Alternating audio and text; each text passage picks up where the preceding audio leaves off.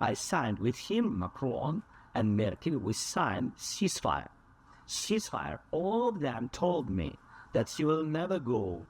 We signed him with gas contract. Yes, but after that, he broke the ceasefire. He killed our people, and he didn't exchange prisoners. We signed the exchange of prisoners, but he didn't do it. What kind of diplomacy you are speaking about? What do you mean? I'm talking about the kind of diplomacy that's going to end the destruction of your country. Yes, but Mr. President, with respect, I think it's disrespectful for you to come into the Oval Office and try to litigate this in front of the American media. Right now, you guys are going around and forcing conscripts to the front lines because you have manpower problems. You should be thanking the president for trying to bring it into this conflict. I got into Ukraine that you say what problems we have. I have been to, I've actually watched and seen the stories, and I know what happens is you bring them on a propaganda tour, Mr. President.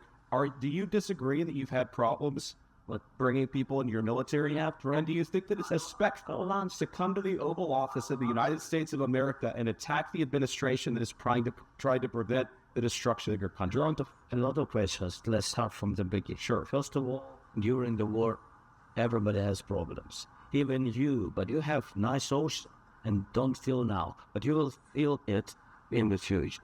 God bless, God bless you, God bless you. Not war. Don't tell us what we're going to feel.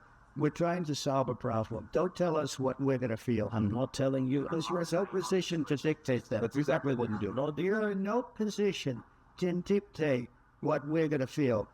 Yeah, we're going to feel very good. We're going to feel very good and very strong. We'll feel influence. You're right now not in a very good position.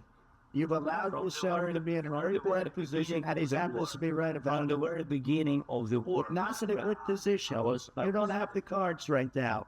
With us, you start having cards hard. Right now, you're what a serious spread. You're gambling to the lives of millions of people. You're gambling with World War III. You're gambling with World War III.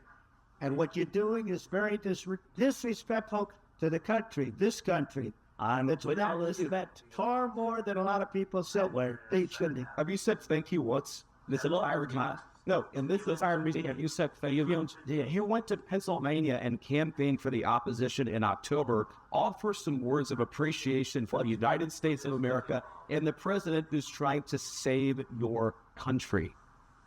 Please, you assume that if you will speak very loudly about the war, he's not speaking loudly. He's not speaking loudly. Your country's in big trouble. You've done a lot of talking. Your country is in big trouble. I know. You're not winning. You're not winning this fight.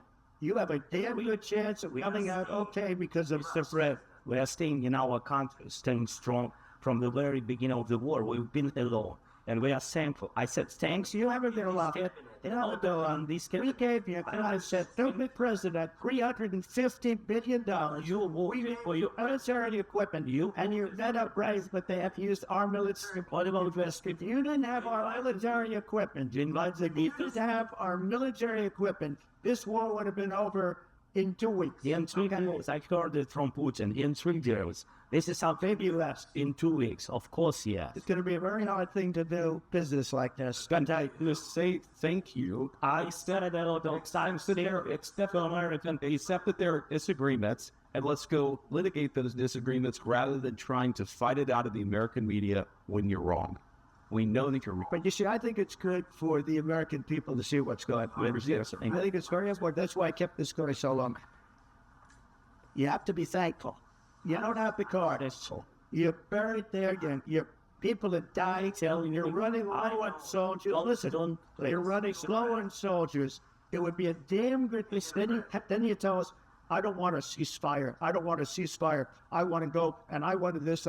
Look, you can get a ceasefire right now. I tell you, you take it so the bullets stop flying and your men stop. Of course we want to stop the war. But I think you don't want to see it for you. I want to see it guaranteed. Because you'll get a ceasefire faster than anybody. Ask our people about ceasefire, what they think.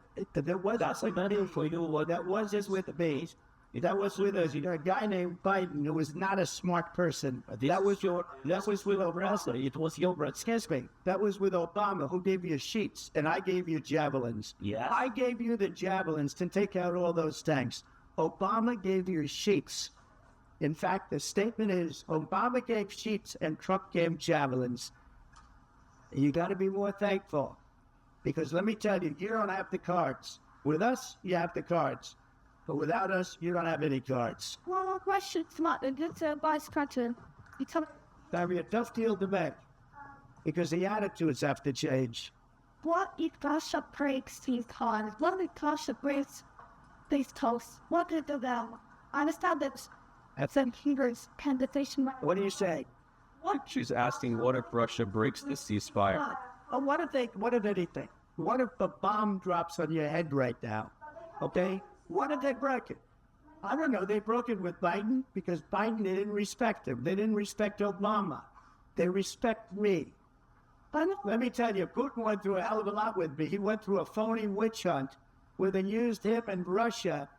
Russia. You ever hear of that deal? That was a phony Hunter Biden, Joe Biden scam. Hillary Clinton, Shifty Adam Schiff. It was a Democrat scam. And he had to go through that. And he did go through it. We didn't end up in a war. He went through it. He was accused of all that stuff. He had nothing to do with it. It came out of Hunter Biden's bathroom. It came out of Hunter Biden's bedroom. It was disgusting. And then they said, oh, the laptop from hell was made by Russia. The 51 agents. The whole thing was a scam. And he had to put up with that. He was being accused of all that stuff. All I can say is this. He might have broken deals with Obama and Bush, and he might have broken them with Biden. He did, maybe he didn't. I don't know what happened, but he didn't break them with me. He wants to make a deal. I don't know if he can make a deal. The problem is, I've empowered you to be a tough guy. And I don't think you'd be a tough guy without the United States. And your people are very brave. But you're either going to make a deal or we're out. And if we're out, you'll fight it out. I don't think it's going to be pretty, but you'll fight it out. But you don't have the cards. But once we sign that deal, you're in a much better position. But you're not acting at all thankful. And that's not a nice thing.